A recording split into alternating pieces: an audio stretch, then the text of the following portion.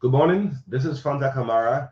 Just introduce yourself. You're live on the Truth Breakfast Show. Fanta Kamara is a Liberian who is actually based in the US. Normally, come back to Liberia, back and forth.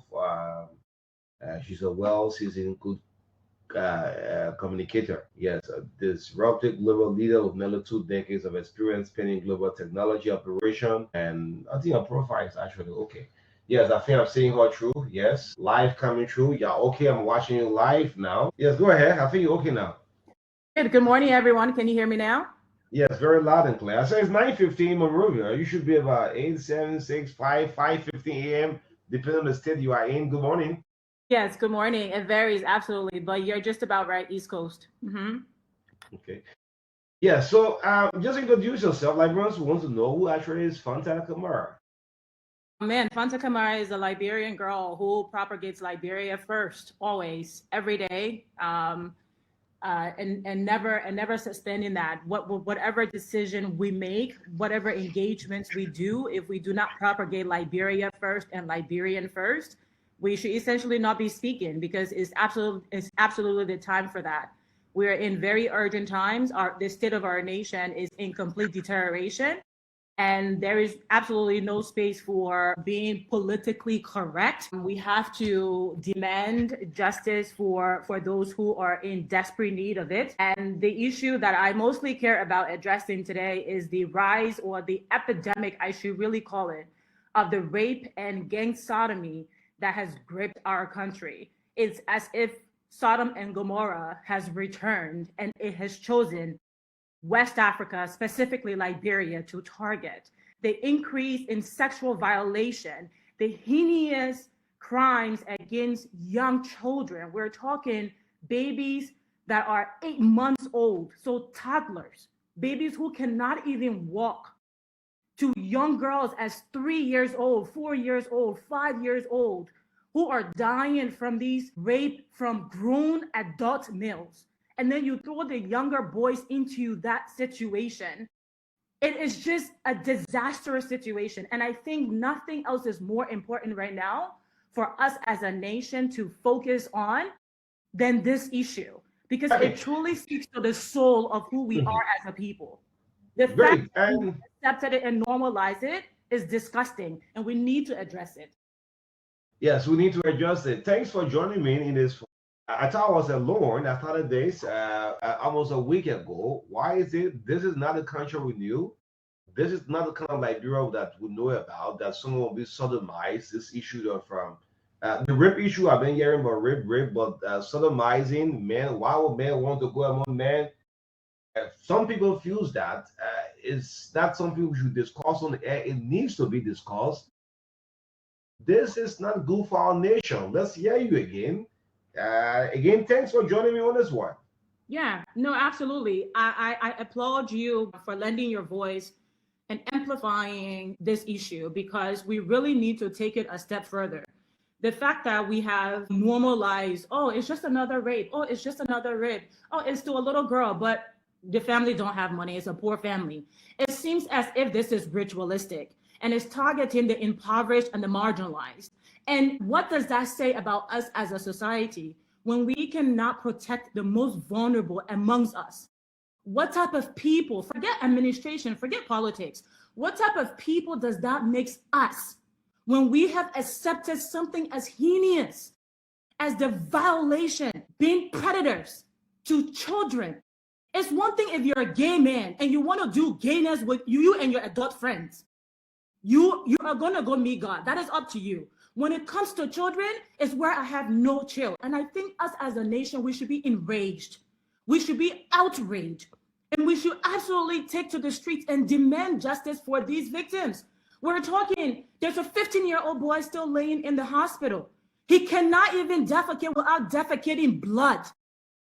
What type of life do you expect him to have by being gang raped by grown adult males? We're talking males nearly over 6 feet tall. They couldn't find all the hopojos on the street. They couldn't find any of them. They had to go and target this 15-year-old boy whose family is in desperate need of relief right now. And where is the health minister? because JFK is threatening to kick them out, talking about, oh, they have a different patient they have to give the bed to. What about this little boy and his family? What about all the little children and their family? If the health system in this country cannot even protect victims by giving them time to recover and providing them with the adequate medication needed to even get back to a medical sense, because when you talk about normalcy, that is probably removed. What type of life do you expect this little child to have? What about the other little boy that just died by being gang sodomized by 7 men? Why do we continue to normalize these type of heinous crimes in our society? The scene where God destroys Sodom and Gomorrah, Liberia has to stand up and absolutely draw a line at this point and destroy the sodomy epidemic that our country is currently grappling with. We must castrate men who violate young children. If a child is under 18 or even under 16, that person should be castrated. Before anyone says, oh, what about human rights? What about international law? Because I know like those so-called lawyers out there are going to be the ones first trying to defend the perpetrators. How about standing up and actually saying to yourself that the violation of children is against the very human rights that you're perpetrating? And let me take it even further. The great United States that you're often scared about coming down on you with a hammer. There are 9 states, O'Neill, in the US today who has enacted castration laws for perpetrators who target and violate young children under 18.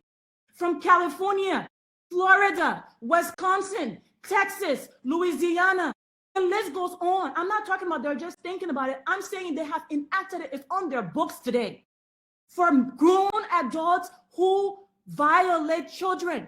Where is Liberia on this issue? Nigeria has castration laws. Sierra Leone has entertained castration laws. Madagascar has castration laws. Why are Liberia and Liberians officials protecting perpetrators and perverts? The pedophilic disease that has crippled our nation must be destroyed. We can have no chill about this. It cannot be a taboo issue that we say, oh, we cannot talk about it. Because every time we don't talk about it, it's another little girl. It's another little boy that we hear about. Oh, did you hear about my Sarah's son? Oh, did you hear about my Masa's daughter? Why? Why can we not protect the children and say, you know, when it comes to children, I don't care what you do as adults. But when it comes to children, they're off limits. Why can we not just draw that line as a nation? Because it's not happening to your children? Yes. I've been saying, okay, it's good that I'm from the Christian faith, you are from the Muslim, and I mean, we are all humans, and any form of immorality, sodomites, I mean, should be condemned. I was saying that the Council of Churches or the interreligious faiths should be able to speak against this. But I mean, I'm not getting the kind of energy that this kind of immorality has been happening in our country. God described the Sodom and Gomorrah. Liberia is now turning to be a different way. Why are they not speaking? I mean, in a more vibrant and I mean, that could elevate the discussion to speak against it. I could not agree with you more. I think both the imams, not even I think, the imams and the pastors needs to stand up and speak out. If you as a religious leader, you as a community leader, because they know about these, they're not innocent to them. And they're often the ones trying to talk the families out of bringing those cases to prosecution. They will often say, oh, let's just handle it like in the community. We shouldn't take it out to the public. And the more you don't take it out to the public, the more that little child will never be a normal person.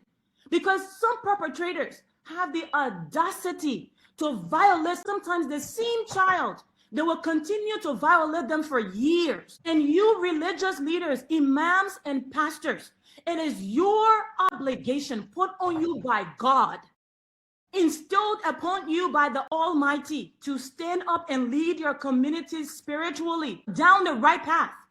And that means when it comes to issues like these that are violating children who are off limits, where is your voice? You need to amplify this message. And I hope they are listening, because this needs to get to them. And they need to act. Whatever cowardice you are hiding behind, As a religious leader, you have to speak up. I'm not even going to put it, I'm not even going to address you politically correctly, because at this point, when we have children bottoms, being destroyed, girls limping, what if that was your daughter? What if that was your son? And then you would want to go kill somebody. So why don't we all lend our voices and push the justice system to instill or to implement harsher punishment for predators, for pedophiles who go against children? And that should be public castration. That's the only thing that's going to deter them. Germany has castration laws today. Russia has castration laws. Poland has castration laws. The Czech Republic has castration law. Where is Liberia on this issue? Why are you not instilling or executing harsher punishment for people who rape children? You would just take them and put them in South Beach. That prison is overflowing. And where is the Court E that's supposed to be rapidly handling these sexual violent cases? Why is it only limited to a few counties?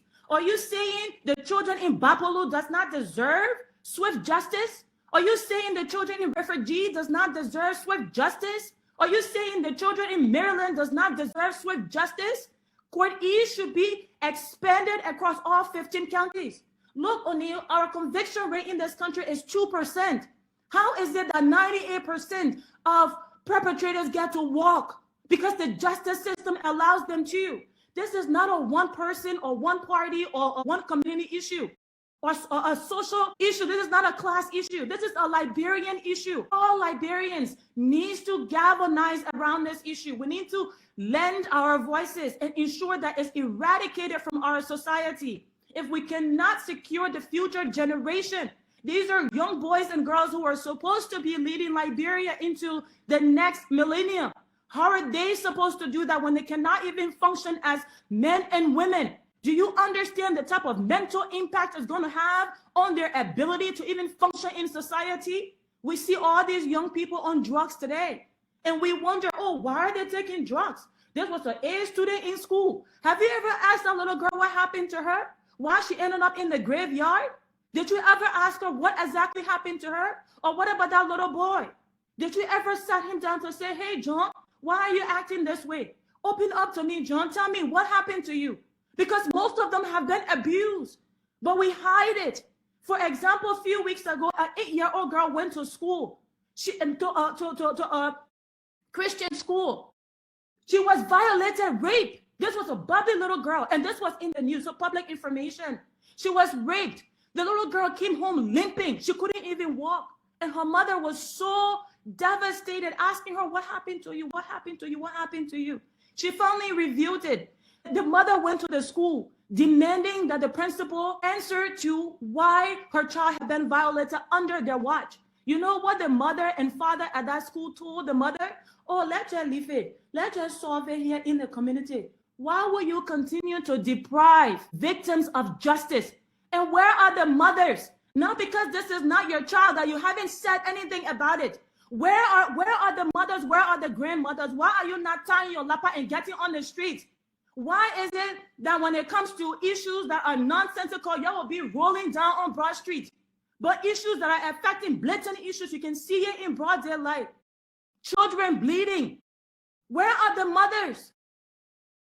So, great. So, Fanta, I like your energy, and we hope to do this until we have some results.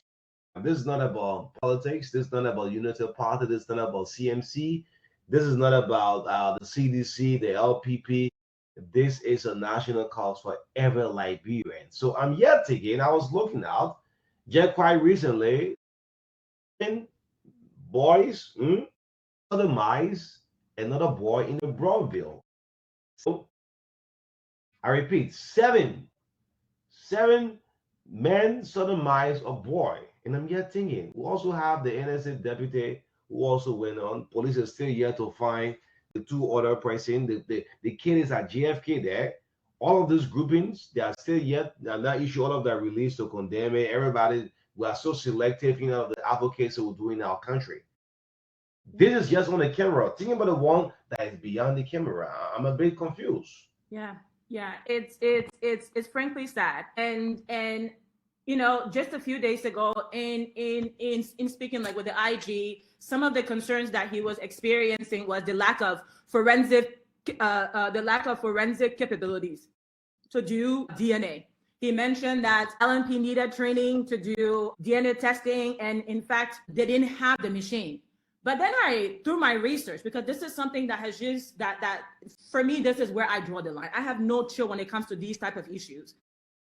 I remember just a few years ago, I believe in like 2022, like 2023, DNA machines were procured. The then minister, Dr. Wilhelmina, is on record of receiving those DNA machines. You can look it up, public information, of receiving those DNA machines. Where are they? And then in addition to that, and this was sometimes in February of that year, later on in that year, about September, the Spotlight Initiative, which is a United Nations group, also donated DNA machines to Liberia. You can also look this up. It's not fantastic. Please look. I encourage you, in fact, to look it up. Where are those DNA machines?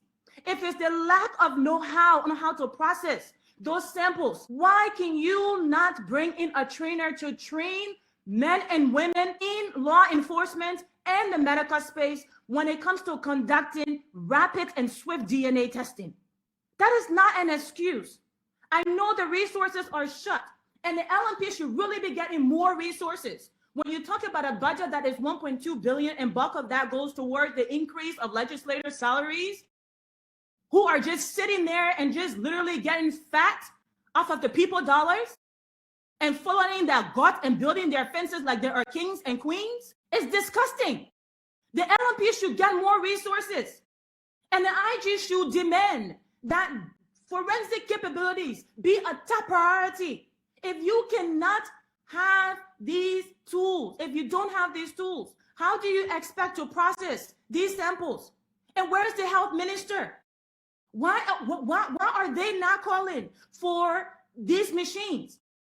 Are you telling me that just a couple of years ago, we were talking 2022, 2023, those DNA machines that were both procured so the Liberian taxpayers pay for DNA machines, they have disappeared into the wind.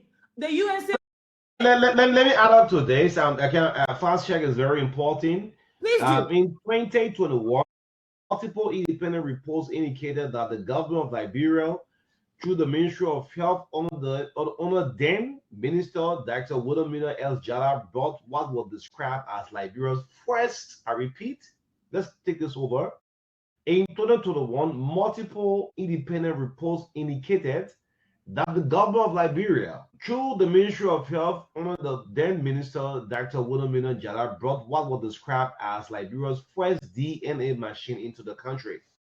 This was reported part of efforts to strengthen forensic capacity to address sexual and gender-based violence. Despite those reports of procurement and delivery, police and government officials have publicly noted that Liberia still lacks functional DNA testing capability in the country, and that samples often need to be sent abroad for analysis, for example, to Rwanda, indicating the machines are not currently operational or accessible. I mean, with this one.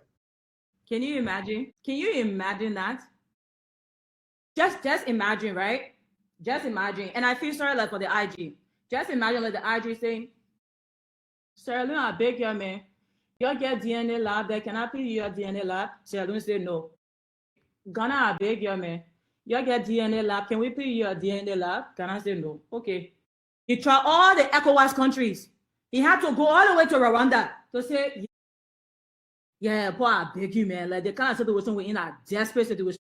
People let you use your lab. 2026, 2025, did the DNA machine get eaten? Which hole did it disappear to? Man, people let's find that DNA machine. Oh, what is our problem as a society? We're talking about machines that you can get for $1,000. Excuse that there's not even funding to get DNA machine. It's despicable. It's ridiculous. 2% conviction rate, O'Neill. So in summary, let's put this in summary.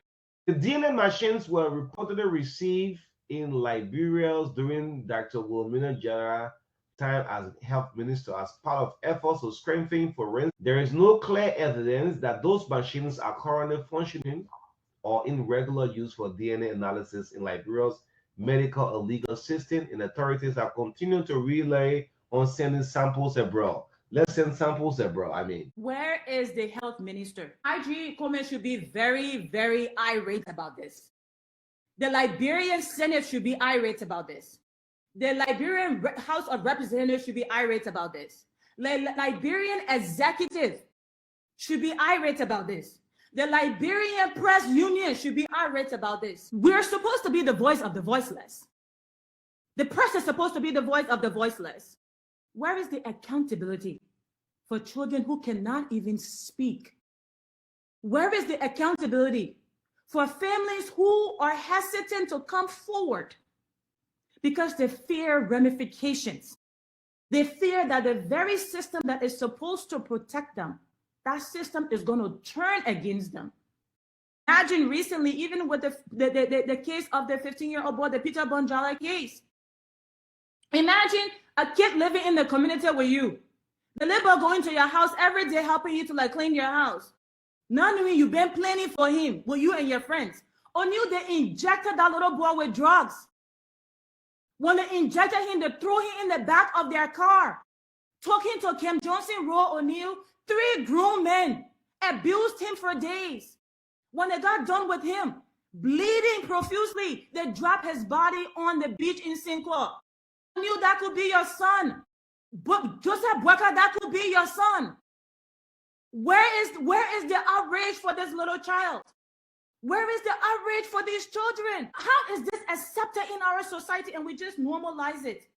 Like just another rape case that be passing to it. So is this ritualistic? Let's ask the question.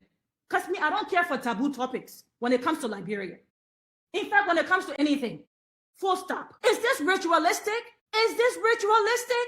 Is this the movie we're in? You comment that. I said something yesterday, and a guy was so brave enough to call on air to tell me that I shouldn't speak for the church. I mean, I said the church or interreligious should condemn this one. They shouldn't respond like a civil rights group. Let them speak like an interreligious faith. You know, this is demonic, this is devilish, this is immorality. That's how they should speak. But when you come and do a release like you're giving out like a civil society group, I mean, let the law take its course. I mean, you're not speaking like the interreligious group. That's what I'm saying. No, even the so-called, I really commend Councillor Ganglo. I have to say that. He's been one of the fewest voice in terms of lawyers like who have really been vocal about representing, at least advocating for the marginalized and impoverished families. Everybody in Liberia wants to go to law school. It's like law school has become like a social club. Law school is a social club where they all go to understand the so-called law to protect each other. When they take an oath, and what they forget is that when they graduate from that law school, they take an oath to serve the public. I don't see any of them serving like the public. I don't see any of them. They only call themselves lawyers when it comes to representing they and their friends. That's all they care about. When it has nothing to do with their families or the people they care about, you don't hear them. And it's a disgrace to them and the entire law field. For those few lawyers who are principals who have spoken out, I commend you. For the majority who are still silent, disgrace to you.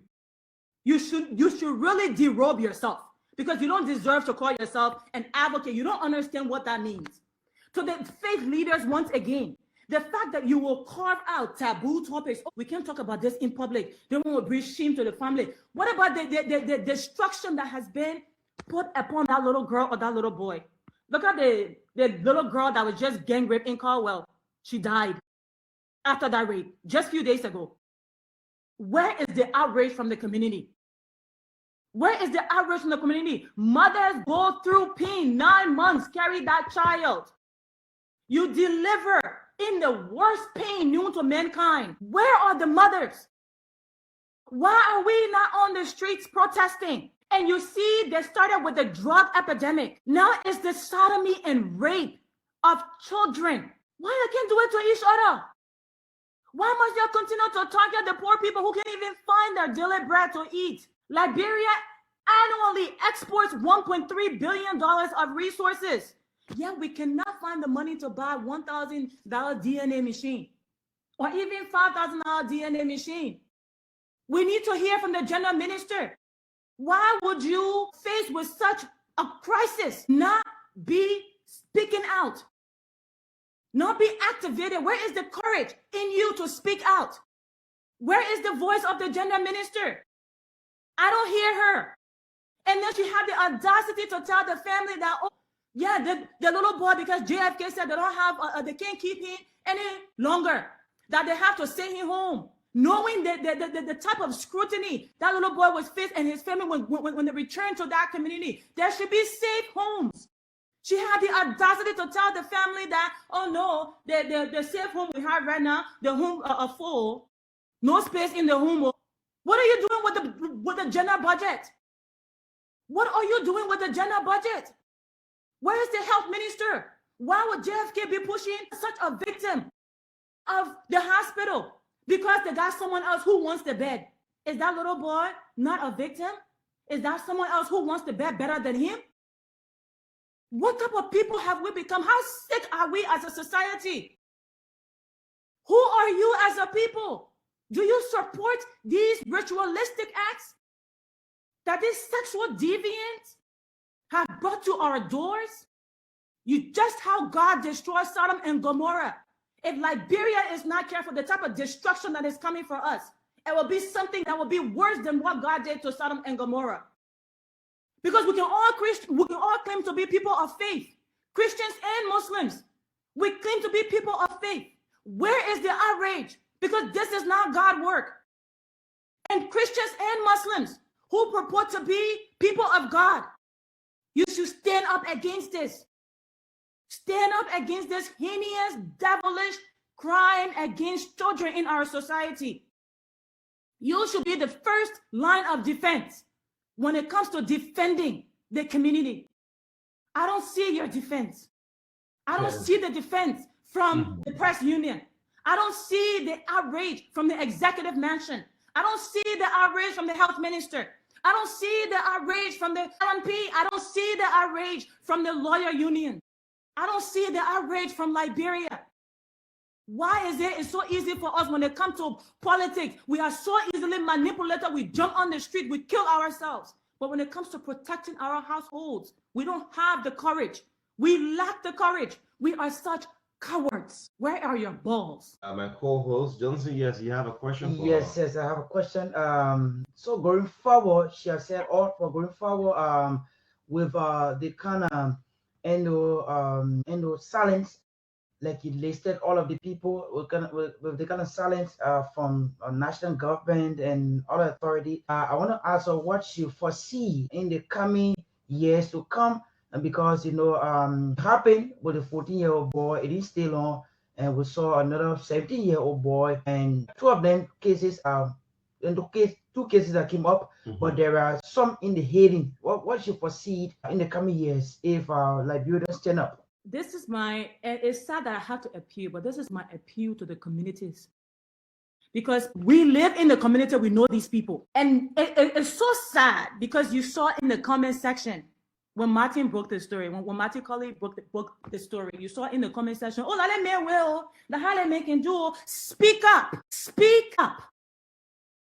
Because you know it's happening. You know exactly who's doing it in the community. And yet you keep silent. Yet you're not speaking up. Because it's not happening to your children. And I don't wish for it to happen to your children. I don't wish for any parent to have to go through that. And if the mothers and fathers are not speaking up, where are the older brothers and the older sisters? Where are the aunties and the uncles? Where are the community elders? Where are the chiefs and the head of councils? Where are you? For the LMP, I know your job is hard. You don't get paid enough. You don't have enough resources, but demand it.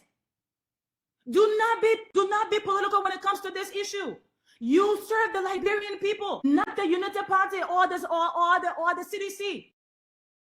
Demand that you get more resources. I will be on the front line fighting with you. Look, I once donated like pepper spray like a time back, like to the LMP. The directors at the time can attest to it. I will be right there advocating with you to ensure that you get adequate forensic capabilities, and I will be right there to you to find the trainer to train you so that these cases can be processed very swiftly. These are not cases that we can put to the side. Because you know what? The United Nations and the U.S. Security Council deemed rape to be the #1 violent crime in Liberia. Look it up, public information. Not theft, so not somebody steal from you, not somebody kill you, not somebody do anything to you, but rape. #1 violent crime in Liberia. And they also stated in that report, just how we can look at the human rights report, it comes out every year, so please look it up. In that report, it says that children are the ones mostly violated. Why? So community members, you have to speak up. Elders, you have to speak up. The LNP, you have to demand more. The legislative, you have to speak up. I know you get comfortable because once you get into power, you build your tall fences and you put your children behind it and you send your children abroad. And for you, it's good. When it comes to the Liberian children, you have no trouble. But I would say to the Liberians, if your representative is not standing up and advocating for the grievances that you have, knock their names down. Because if you vote for them in this coming 2029, it will be on you. You will blame nobody but yourself. And all those who are running for office come 2029, we are not hearing you and we are not seeing you. You think you can just leave there to, oh, let the law just take its course and we are going to accept it. No, we demand more from you. If you're not taking harsher stands and chalking it to international law and human rights law, I will remind you, the very human rights law and international law stands primarily to protect children. So that is a weak excuse. Remove yourself from that weak excuse and stand up for the people of Liberia. When are we going to put Liberia first? When China can put China first, and Brazil can put Brazil first, and America can put America first, Japan can put Japan first, India can put India first, France can put France first. Who's going to put Liberia first? We're watching. Who's going to put Liberia first? Who's going to stand up and say, I'm going to be the protector of the Liberian children, the ones who are most vulnerable in our society? Where are those leaders? Where are you? Because you only know how to exploit the youth when it comes to your politics. You want them to jump on the street and sing and dance for you. You're silent. Yes, just hold on. Yes, go ahead. We're running out of time. Yes, before we get the line activated, I just want to ask her, what do you think would have happened if this child of top official of government? They would have killed him. They would have killed that perpetrator. Peter Bonjala had abused Joseph Boaka's son or daughter, he would have been dead. Period. That's the reality. When it comes to the poor people, they don't get justice. And it's shame on us. This is one of the most shameful things Liberia has ever experienced. And if we don't act now, this is going to be our identity. Because if the global report can say that Liberia is known for rape and sodomy against children, and that report is available for everybody to look it up. It's the OSAC report. That's what it's called, the OSAC report. Just for the human rights, it comes out every year. If we are known across the world for violating children, that is going to be our identity. Forget every other nonsense showboating activity we do on the world stage. It doesn't matter. We are a nation of rapists and a nation who commits sodomy against its own children. It's like we eat and bury our own children. That's going to be our identity. Where's the courage? Find it, because that time is today, not tomorrow, today. So you better find it and find it now for the children of Liberia. This is very, very ugly. This is devilish. Yes. This is demonic. For a man to see a man, to go out with that man, and why would 3 men see a boy? How many role models do we have? That kid have seen these people as a role model for them. Yeah. And abuse him in that kind of manner. And no one is saying, no one even cares about what is going on. This is on the camera. Think about the ones that are behind the camera. And these are all powerful people we're talking about. These 9 are all powerful people. Very, very powerful. 9 rape cases a day, O'Neil. 9, and that's just reported, as you said. And according to reports, international reports, according to international reports, we see they have been able to document 9 rape cases a day. But that's not even like the entire country. I think it needs some kind of serious attention. 4 days ago, we watched a video of a 60-year-old mother who said she was raped by her grandson. I mean, a 24-year-old raping almost a 60 years old. I mean, what is happening? Yeah. We are so concerned about the politics, but the demonic act that is happening within the country could cause a more courage for the nation. Yeah, we don't care about that. But when it comes to UP, CDC, then we are activated. It's like the psychological disease that we have, O'Neil. It's like a psychological disease, like a mental disease. It's that we have just been wired, our brain has just been wired, and it has this connector that just configures itself. When it comes to politics, like, whoop, we're up. When it comes to everything else, we're like, but when it comes to, politics, we are jumping up and down.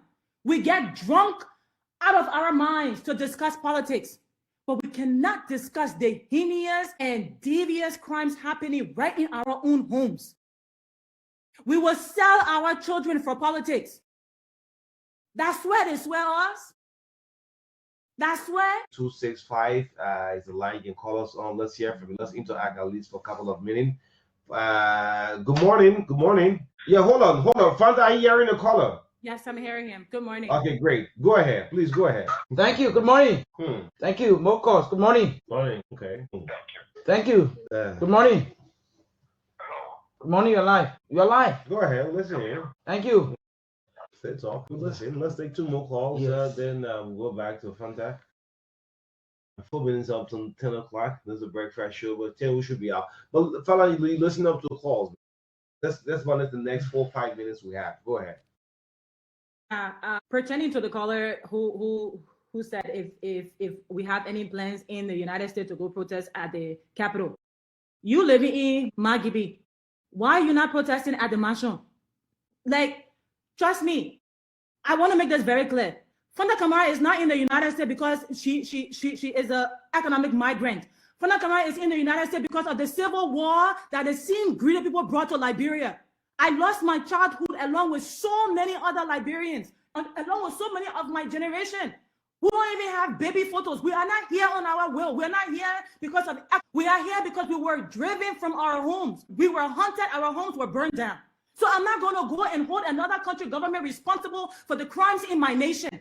I hold the Liberian government responsible. And you who are on ground, I will expect you to be standing in front of the mansion. Because if this was your child, you will have a different energy. You will have a different energy. I am bi-coastal. I live half the year in Liberia and here. I'm not here at my own will. Let me just make that very clear. Because maybe most people in the U.S. are here for being in the U.S. I am a Liberian. I'm not confused about my identity. When crimes happen in Liberia, I don't go crying to other nations. We should really refrain from that, putting our burdens on other nations to solve for us. When it comes to our crimes, we should run to other countries to go and solve it for us. When it comes to our testing, we should go to neighboring countries like to use their labs. When are we going to be capacitated to solve Liberia problems in Liberia and hold Liberians responsible for Liberia problems and not hold foreigners responsible for our incompetence? So that's my answer to that caller. You should be the first one advocating and protesting in front of the Liberian mansion in Liberia, not in the United States. Number 2, that statue that this caller spoke about, I will not dismiss it. The type of demonic acts that are happening in our country is not by mistake. It's not coincidence. It's design. The Masonic temple that is in Liberia for no reason. If you're not a member, you cannot get no good job. When you be in government, you have to go kiss somebody's ring. It's all demonic. Just how we are going to abolish the Pro Society, the Son of Society, the Masonic Society has to go. Period. Number 3, I do agree with the lawyer who said that this handling of these cases have been partial. When I speak about the 2% conviction rate, how is it that you will see overwhelming evidence. You can only convict 2%. So 98 out of 100 people gets to walk. When the issues to solving those problems are so simple, remove them. Remove them. If Liberia needs me to donate DNA machines, I will procure DNA machines for the Liberian government and donate it to them as a citizen. Because for me, it's Liberia first. So if I, as a citizen, can afford to purchase DNA machine for an entire nation, what is the excuse for the entire nation? What is the excuse? We don't have one. So we should stop pointing the finger and look in our own houses and solve our own problems. We can't feed ourselves. We don't have roads like to get to anywhere. Our mothers are delivering on the streets. The youth does not have jobs. We have a drug epidemic in the country. Liberia was just ranked one of the hungriest countries in the world. When we have all these arable lands, the rice varieties that we grow today produces such low yield. You're talking 2 to 3 tons. When there are rice varieties today that produces 8 to 10 tons. Bangladesh, which is a tiny country, is the 3rd largest rice producer in the world. Liberia is almost the size of Bangladesh. Why can Liberia not feed its people? Why do we not understand that the issues we're facing, these basic life necessities, we have to prioritize and address them? Why do we keep pushing our problems like elsewhere or pretending not to see them? But when it comes to politics, we are just energized on another level. That means we are very confused as a people. We don't know what our priorities are. And until we get there, we are going to continue to deteriorate as a nation. I pray that Liberia wakes up. I pray that Liberia wakes up. I pray that Liberia wakes up. We're not going to have another change. Yes, let me joke you with this one. We'll give out resident permits in the US. Let me just ask you this one. The resident permit Liberia is given by a foreign company. Are the Indians giving out resident permit Liberia? Alien giving alien resident permit. And Darius Delon is from Senegal and he wants to reside in Liberia. The foreigner giving him resident permit. I'm just doing that as an example. Who gives out resident permit? Is it immigration? I mean, I'm a bit confused. It's just very sad. It's just very sad. You have all these so-called master degree holders and PhDs and lawyers, and you know, Liberia is designed for the 1% elites and the bureaucrats, because they are the ones who get to broker all these nonsensical concession deals that have gotten our country to where it is today. That everything good in Liberia goes to foreigner. Everything ugly in Liberia, it stays for the poor people. Will appoint poor people. The bureaucrats will arrange deals for our driver licenses to be issued by foreigners, our passports to be issued by foreigners, our immigration. I mean, the list goes on. What does that say about us as a people? What happened to our self-esteem? Who wish us? What happened to our self-esteem that you look at yourself in the mirror and say, you know what, I'm not good enough. Indian man can't teach me what to do. That Chinese man can't teach me what to do. That American man can't teach me what to do. I don't fault these people. These people are business people. The people I fought are the idiotic Liberian leaders who purport themselves in suit and tie. Oh, I'm educated.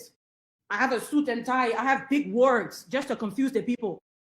When it comes down to the practical implementation of what a functioning administration looks like, they cannot seem to comprehend. They cannot seem to comprehend those simple facts. Nobody asking for elaborate solutions. Just do the job you were elected to do.